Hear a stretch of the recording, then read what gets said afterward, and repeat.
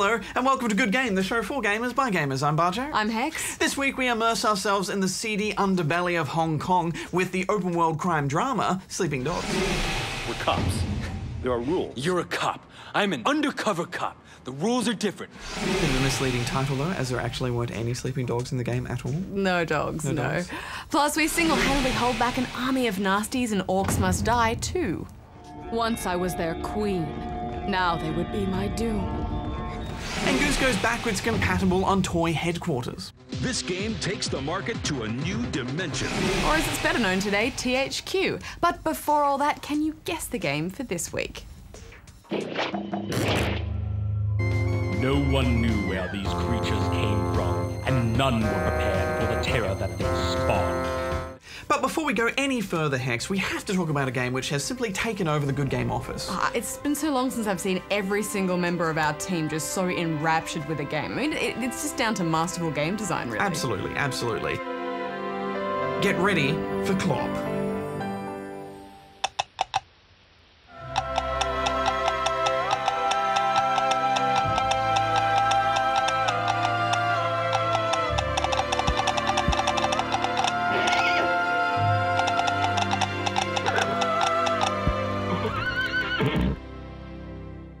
I'm just glad games like this are made. Yeah, me too.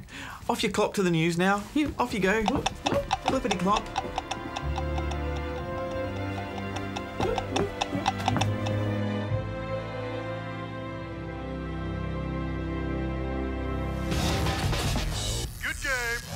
Publisher Electronic Arts is suing social games publisher Zynga for alleged copyright infringement. EA claims Zynga's title The Ville directly lifts elements from their game The Sims Social, including design choices, animations, visual arrangements, and character motions. EA went further to allege that they were not the first studio to be copied by Zynga, but are the first to have the financial means to challenge the publisher, alluding to the Zynga game Dream Heights that appears largely based on Nimblebit's Tiny Tower. THQ has cancelled the horror game Insane, which was being developed in collaboration with filmmaker Guillermo del Toro, director of Hellboy and Pan's Labyrinth. Insane, thought to be the first in a trilogy of games, was unveiled 2 years ago with comic book artist Guy Davis on the design team. The intellectual property rights to Insane have reverted back to del Toro in light of the cancellation. An impressive new virtual reality headset has been successfully funded on crowdsourcing website Kickstarter. Known as the Oculus Rift, the headset boasts stereoscopic 3D, a wide field of view, and highly accurate low-latency head tracking. The device has already gathered wide interest throughout the industry, with Epic Games' Cliff Bleszinski and Valve Software's Gabe Newell pledging to support the device in upcoming games, while id Software's John Carmack has confirmed it will be supported in Doom 3 BFG Edition as well as Doom 4. Good game. He grabbed my crossbow and blade staff and left me there, lingering at the edge of consciousness. I could have sworn I heard him giggle. Hex, I've never been a huge tower defense guy. So many of them just feel a bit what's the point to me. But Orcs Must Die 2 has turned me around a little bit. The first Orcs Must Die was a bit of fun with a Double Fine-esque comical feel to it. The sequel is very much the same, in almost too many ways. There's new traps and enemies, of course, plus the addition of co-op, which is very welcome, and now there's a new character to play as, the Sorcerer. Your main objective is to stop as many orcs and beasties as you can from getting past you and entering a rift that you're protecting. If too many get in, the round is over. You can stop them by directly attacking them with a variety of weapons and setting up defenses and traps in between enemy waves. There's a pretty good selection of traps too. Walls that shoot goo, spike traps, fiery coal pits, pressure vents. This'll slow them up. I like the launching platforms. There's just something special about launching enemies off into oblivion.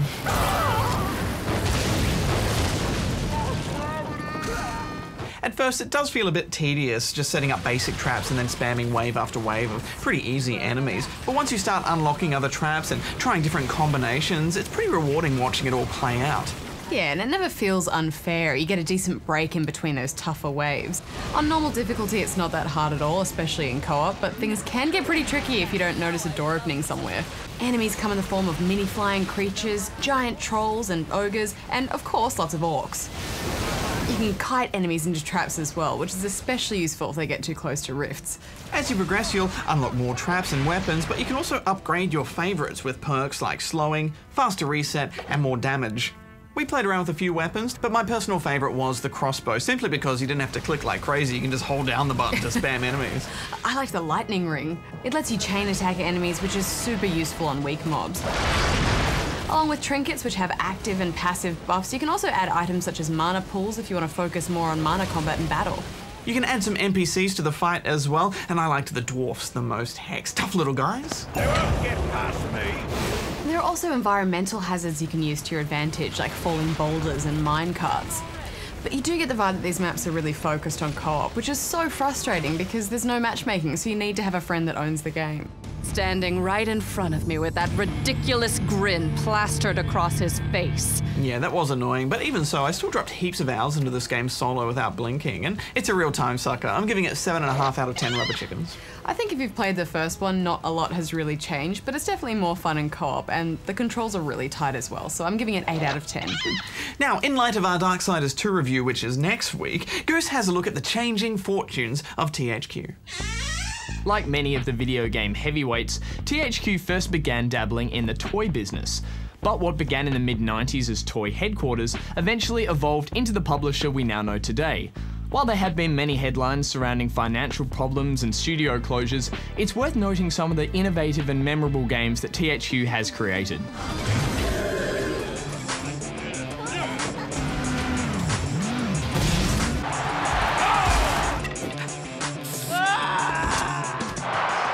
THQ's first noteworthy success came at the turn of the century with their wildly popular wrestling games. Japanese studio Orcs put a sleeper hold on the competition with these grappling sims, and they've been knocking out THQ's increasingly realistic and brutal wrestling titles for over a decade now. He got right. Oh my God! My God, the spear took the man all the way through the barricade. Orcs later went on to create THQ's even more heavy-hitting UFC franchise. And he is a finisher. Importantly, THQ used this wrestling revenue to buy up a string of studios. First up was Volition, who would go on to play a key part in some of THQ's core games. It was kind of like having an R&D team for their new IP. Red Faction arrived in 2001, a first-person shooter that was literally groundbreaking. Using innovative tech dubbed Geomod, gamers could use the weaponry to carve through walls and buildings. The tech was glitchy and felt ahead of its time, but it did make Red Faction one of the bravest and most memorable shooters of its day. The Aussie-made Destroy All Humans was another key part of THQ's innovative contribution. Instead of the usual Martian shooting gallery, this game cast you as the alien invader. Attention, Earth creature. This planet is now part of the Furon Empire. Terrorizing Earthlings with telekinesis, death rays, and your flying saucer, this was an open world game with a difference. While we fondly remember some of these franchises, they were costly to develop. Wrestling games were one cash cow, but there was another highly profitable genre of games that THQ soon became synonymous with: kids games. With both Nickelodeon and Disney in its stable, THQ effectively had a license to print money, and that's exactly what it did. Over the coming years, it flooded the market with lightweight kids games. I can't believe this is happening here. It's horrible! They weren't all terrible. Some of the Pixar games were good fun. Unfortunately though, most of them were like this. She's right. Up close, they look totally fake. These licenses kept the THQ gravy train powering along for years and allowed them to open up over a dozen studios. Relic was an important purchase for THQ as it earned them some much needed cred in the PC market. He who stands with me shall be my brother. The Homeworld Games had established Relic as one of the best RTS devs out there, so THQ put them to work on two successful new franchises: Warhammer 40k Dawn of War, Onward to glory! And the Thinking Gamers World War II title Company of Heroes. While it hasn't yet overshadowed the StarCraft juggernaut, Company of Heroes still stands as one of the most critically acclaimed RTSs of all time. THQ's next hit came from Red Faction creator Volition. Saints Row was a shameless knockoff of Grand Theft Auto, but it had the advantage of being the first one to hit the current consoles. Tight shooting mechanics and deep customization options lifted this out of cheap imitation territory and secured its own patch of gaming turf. Admittedly, that turf was home to themes that felt like they'd been scrawled on the wall of a high school toilet. Do you want the police to bust your ass? Next, Volition returned to Red Faction with the sequel Guerrilla. The ambitious yet flawed destruction of the original was finally realised. Now structures would groan and crumble realistically as you battered them about. This chaotic destruction made it one of the most enjoyable sandboxes in recent years. After Juiced and Stuntman stalled THQ's attempts to enter the driving genre, they had another hit with the homegrown game De Blob. The concept of breathing life into a drab world by painting it was brilliant. Clever cutscenes also punctuated the action. The original still stands out as a high watermark for both third-party Wii games and the Aussie development community. 2010 saw the arrival of Darksiders. You could argue it borrowed heavily from God of War and Zelda's playbook, but you couldn't deny its quality. THQ gave the studio an almost unheard of 4 years to develop the game, and its polish really shows. Hulking boss encounters and deep combat make it one of THQ's proudest achievements. The publisher's next franchise wasn't so lucky. THQ clearly sank a lot of money into Homefront in a bid to capture audience from the established big guns.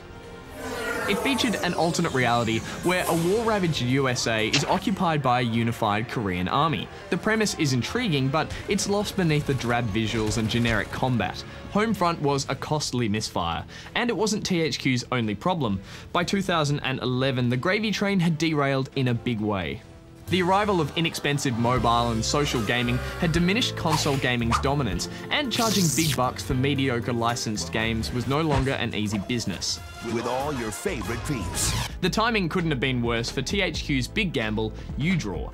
The idea was simple enough. Use this slab of plastic to draw pictures and play minigames like Pictionary. It's a lot like those drawing apps for tablets, except that instead of being a free app, it cost almost as much as a tablet, and it suffered from lag. Gamers ignored it in droves, leaving a stockpile of 1.4 million unsold copies. This white elephant cost THQ over $100 million.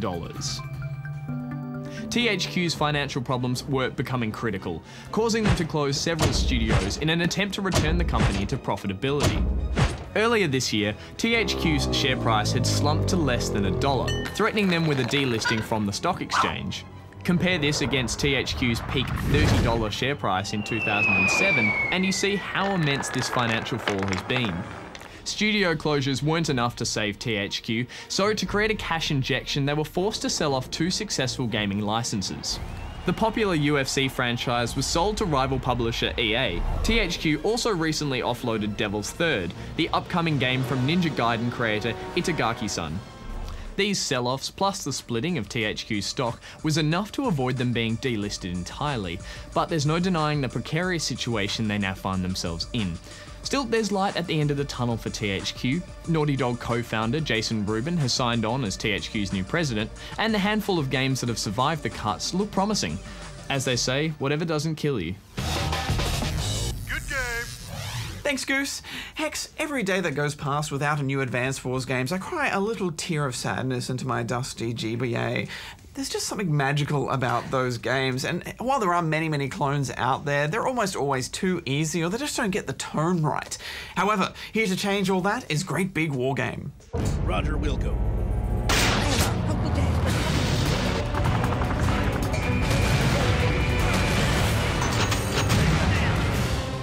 These games are just perfect for touchscreens, aren't they? Yeah, this is turn-based strategy at its best. On the surface, there's a comical look and feel to the game, but under that, there's many layers of rich, engaging strategy and lots to think about on the battlefield. Right and ready. The music is terrible though, turn that off straight away. Yeah, that's straight out of my childhood nightmares. You'll spend a lot of time in these battles. There are difficulty levels, but even on the default, you'll be challenged from the 3rd mission onwards, and there are 50 of them to push through. These battles aren't just a bunch of units thrown on a grid with an eventual win state if you just keep on playing, which I find a lot of these games are like. Yeah, these missions are definitely crafted to a purpose, and quite often you'll fail until you work out the best strategy for a map. And that might be escorting a general while keeping your base defended on a skeleton crew, or destroying an enemy HQ, or earning an amount of cash without getting wiped out. We haven't finished all 50 missions, but they've kept things fresh so far. Combat is grid-based, and each unit has their own strengths and weaknesses, ranges of attack, and number of squares they can move. You can also pump out as many units as you like from a single base until you run out of coin. This means keeping cash in the bank can make for a ready-to-go defense at any time. I don't know, but I once heard that killing's wrong now. How absurd. There's good red circle indicators under units too, which lets you know if they have an attack left or not. I thought this could have been a little bit clearer, but you do get used to it over time. I also like the way that you can hold down an enemy and see their attack range, which is really useful when there's turrets around. Yeah, those turrets tear things up, don't they? I love this unit placement system. It's a flexible system, which means you can do things such as move in, attack, and then pull your units to safety, or move supply trucks around to refuel and resupply all your units in one single turn. And that freedom keeps the action moving forwards. You can also undo your previous command unless you trip on a mine, and this is useful in case you send them in the wrong location with a mistap, or if you're just shuffling units around a bottleneck. I'm on it. Or if you just take on something too tough and you die.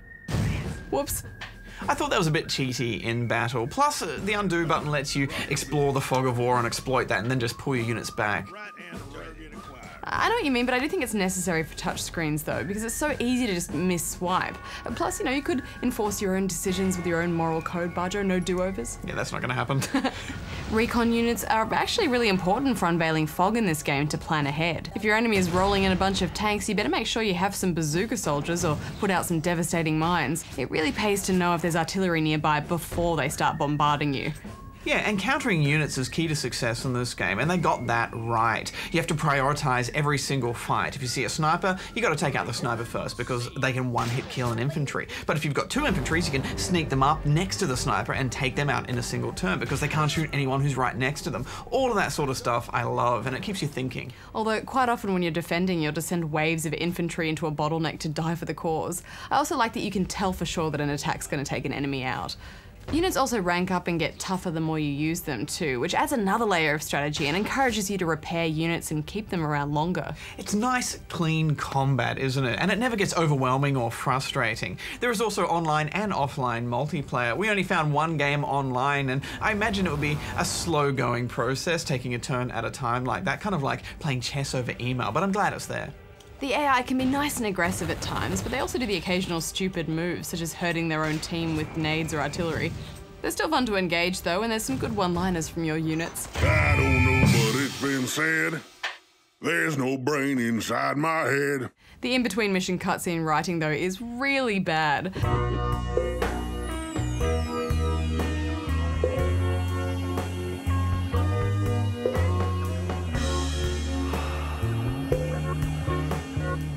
But that's the least important aspect of this game, and everything else gets it pretty right, so I'm giving it 8.5 out of 10. I love it, Hex. I think it's a fully fleshed out strategy game, and it's perfect almost. I'm giving it 9.5.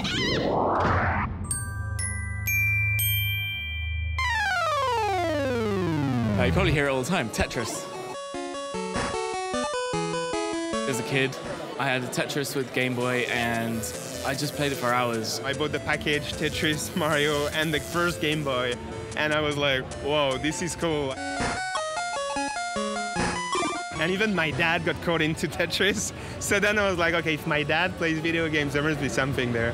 I played it with my dad, and so it's actually that connection that it still means a lot to me over Tetris, which he still mispronounces to this day. You're piling up these bricks and wondering how far can I go, how fast can I press these buttons. And I think the challenge, you know, amongst my family and my friends of who could have the best score, and that leaderboard kept evolving every day, and I think that was really thrilling. But it's, you know, it's just one of those things that just stays with you, and that's, it's a big part of why I'm in games today, like, that you can connect with someone so close to you over something so meaningless, but actually, you know, it just has something that it just throws at you and just something sticks with you. And I'm really happy that I can actually do that for anyone else. You know, I can try and give other people those moments as well.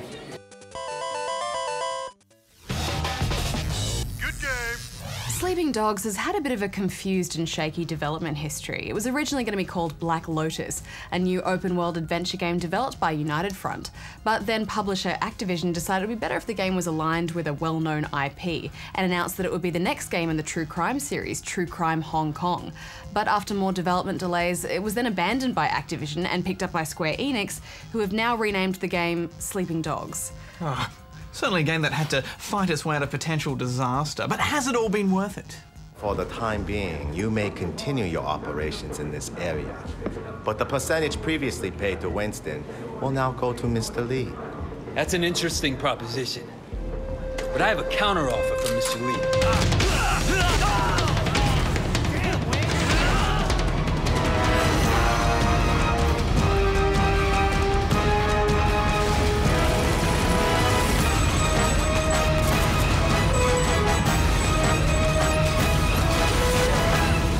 It's certainly no easy task going up against the godfather of open world games, Grand Theft Auto, which consistently sets the bar. But the streets of Hong Kong and the game's involving plot immediately set it apart, giving it a voice of its own. And speaking of voices, there's a stellar cast here with everyone from Tom Wilkinson to Lucy Liu and Emma Stone. My name's Amanda, by the way. Or Amy. Either one is fine. Oh, nice to meet you, Amy. Wei Shen? You play as Wei Shen, a US detective who's been seconded to the Hong Kong police force. The Organised Crime and Triad Bureau in Hong Kong send you undercover into the very heart of the Triad Society to infiltrate a gang called the Sun On Yee and take them down. Playing both sides of this game mixes up the types of missions you'll be undertaking. You're constantly having to run shady deals with your Sun On Yee brothers while performing surveillance work and arrests for the Hong Kong police. Almost all of the missions here will see you getting involved in some sort of fisticuffs with other gang members. The combat here is brawler inspired, and it's such a nice change from other open world games which often just focus on gunplay. I never get tired of tackling people.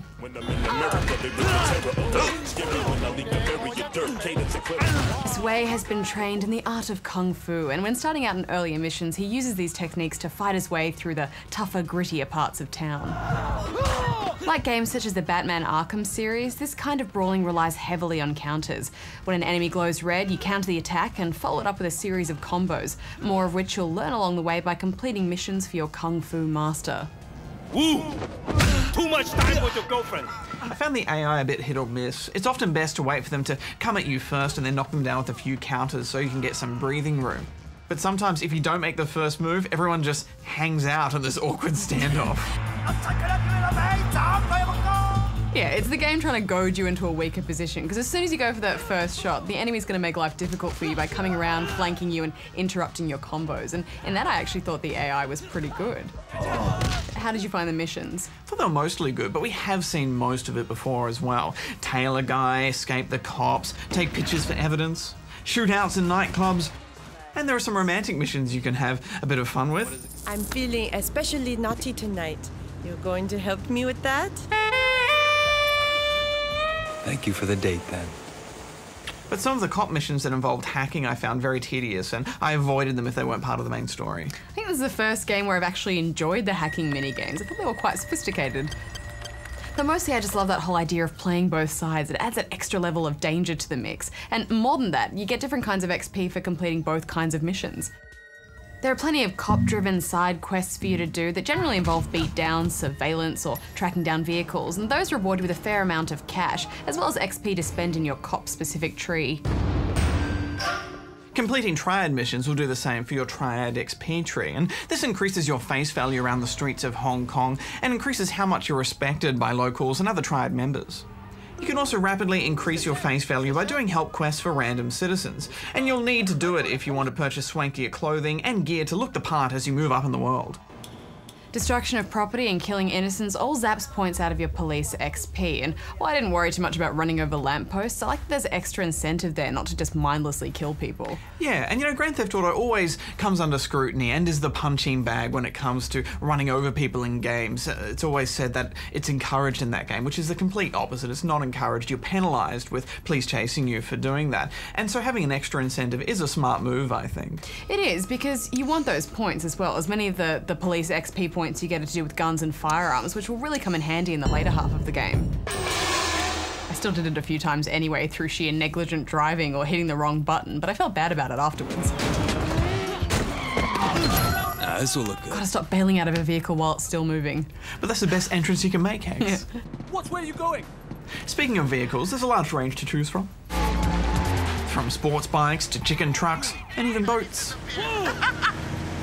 Starting out in the dodgier area of town is a bit frustrating at first because all you've got are boring vans and dodgy sedans to hijack, although these can be good for navigating those tight corners.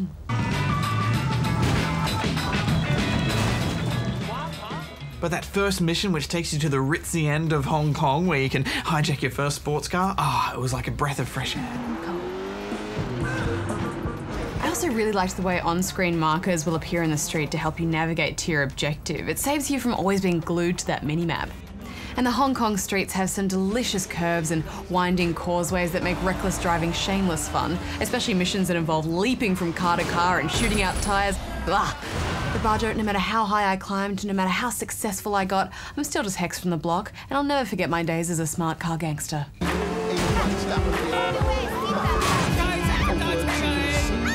As a player, it's easy to get carried away with all the rewards that the Triad life brings.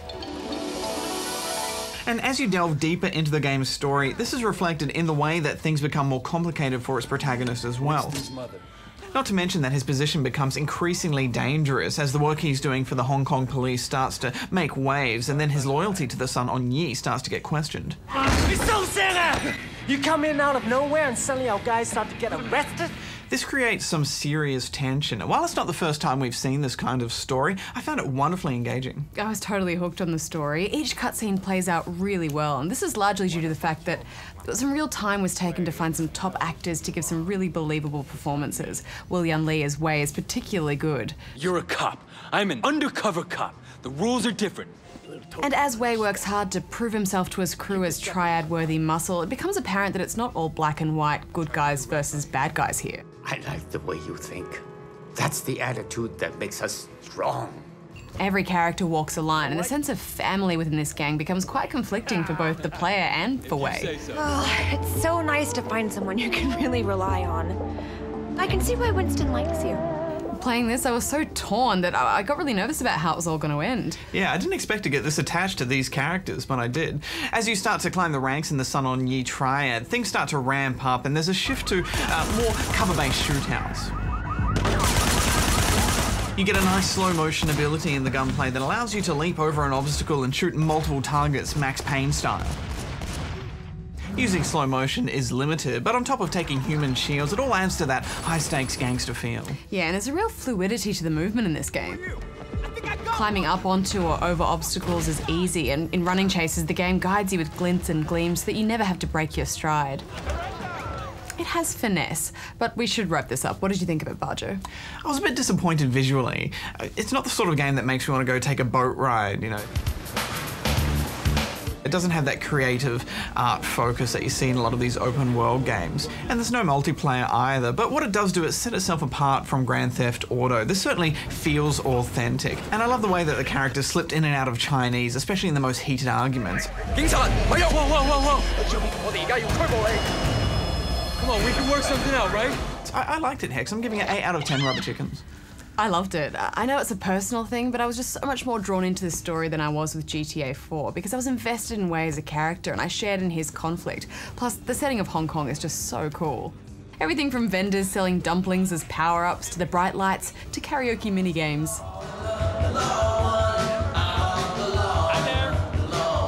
It just has a wealth of character, and I think after all the drama these devs went through, they really came out on top, so I'm giving it 9. We done? Yeah, we're done. Good game. So did you guess the game for this week? Yes, my lord. It was Warcraft Orcs and Humans, released in 1994. It was the first RTS in Blizzard's now famous franchise. This early entry established a template of humour-filled multiplayer that Blizzard would successfully leverage in the coming decades. Next week, we ride the line between heaven and hell with Darksiders 2.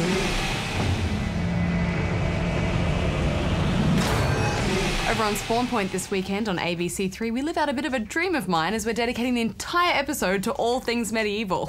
That's right, Kingdom Rush, Catapult, and Racketeer. Not to mention dress-ups. Best dress-ups ever. Thanks for tweeting, tweeters, and if you've got any thoughts on the show, please head to our forums or the Book of Face and leave your comments. Until next week, Barjo out. Hex out.